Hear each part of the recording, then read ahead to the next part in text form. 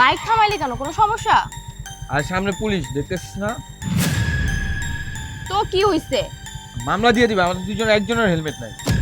আরে বাবা তুই ভয় পাইস না, আমার ভাই একজন বড় পুলিশ অফিসার, কোনো ব্যাপারই না। চল আমি ম্যানেজ করব। সত্যি? একদম সত্যি।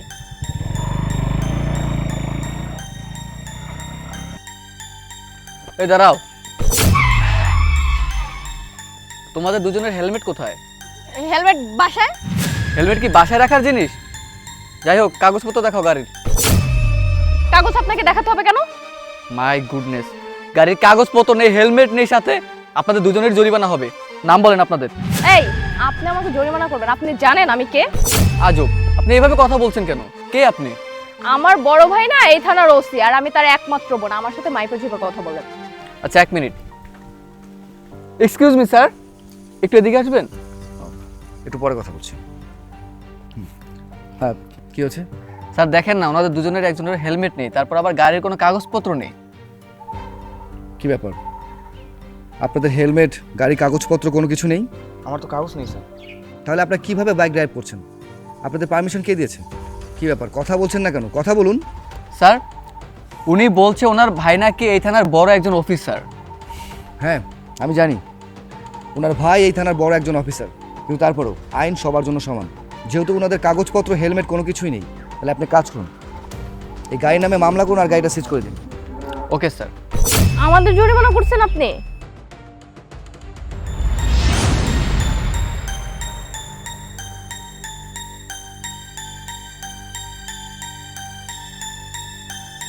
কি ব্যাপার, তোমার বোনের কি হয়েছে? বাসায় আসার পর থেকে দেখতেছ ওর মুড অফ। ওর কি হয়েছে আমি কি করে বলবো? কি রে, তোর মুড অফ কেন? ভাবি দেখো না, আমি আর আমার বন্ধু বাইকে করে ঘুরতেছিলাম, আমাদের হেলমেট ছিল না দেখে ভাই আমাদেরকে জরিমানা করছে। আর কি জানো, আমি আমার বন্ধুকে বলতেছিলাম আমার ভাই অনেক বড় পুলিশ অফিসার, তোর কিচ্ছু হবে না, কিন্তু কি করলো, আমার মান সম্মানটা পুরো মেরে দিল আমার বন্ধুর সামনে। তুই অপমানিত হয়েছিস, তুই যে ভুল করেছিস এটা কি বুঝতে পারছিস? আচ্ছা, তোর ভাই মানলাম একজন পুলিশ অফিসার, তাই বলে কি তুই তার মিসইউজ করবি? শোন, তোরা হয়তো ভাবিস যে আমাদেরকে জরিমানা করা হয়েছে, এই টাকাটা হয়তো সরকারের পকেটে যাচ্ছে। বিষয়টা কিন্তু মোটেও এমন না। আমরা যে জরিমানাটা করি এটা তোদের সেফটির জন্য করি। আজকে আমরা যদি তোদেরকে জরিমানা না করতাম, তোরা তো আরও বেপরোয়াভাবে চলতি। আজকে হেলমেট নেই, গাড়ির কাগজপত্র নেই, এইসব নিয়ে তোরা রোডের মধ্যে নেমে পড়ছিস। খোদা না করুক কোনো একটা অ্যাক্সিডেন্ট যদি তোর হয়ে যেত তাহলে কি হতো বলতো? তাহলে শোন, রিপোর্ট অনুযায়ী 2023 সালে সড়ক দুর্ঘটনা ঘটেছে 6,911টি। এর মধ্যে দুর্ঘটনায় নিহত হয়েছে 6,524 জন, আহত হয়েছে 11,407 জন।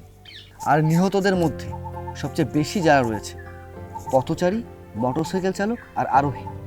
এবার তুই বল, খোদা না করুক আজকে যদি তোর কোনো একটা দুর্ঘটনা ঘটে যেত, তাহলে তো আমি একটা বোন হারাতাম, তাই না? আমরা আমাদের ফ্যামিলি সাফার করতাম, আমরা বুঝতাম যে আমরা কি করেছি, কি হারিয়েছি, আমাদের মধ্যে একটা আক্ষেপ কাজ করতো। শোন, ট্রাফিক আইন হয়েছে জনগণের স্বার্থে, যাতে তোরা পুনরায় একই ভুল না করিস।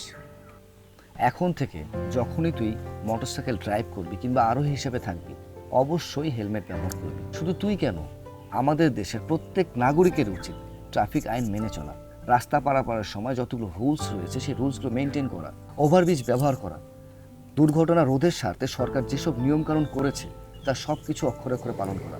তাহলে কিন্তু আমাদের দেশের দুর্ঘটনা অনেক হারে কমে যাবে। আর এসব যদি আমরা মানি, সেইভাবে চলি, তাহলে আমাদের দেশে দুর্ঘটনার সংখ্যা একেবারেই কমে যাবে। সরি ভাইয়া, আমি আর কখনো বাইকে উঠলে হেলমেট ছাড়া উঠবো না, সবসময় হেলমেট পরবো। আর আমার ভাই যে একটা পুলিশ, এই ক্ষমতার অপব্যবহার আমি কোথাও দেখাবো না। আচ্ছা, অনেক কথা হয়েছে, এখন আমি লাঞ্চ রেডি করতেছি, তোমরা লাঞ্চ করতে আসো। ঠিক আছে, চল।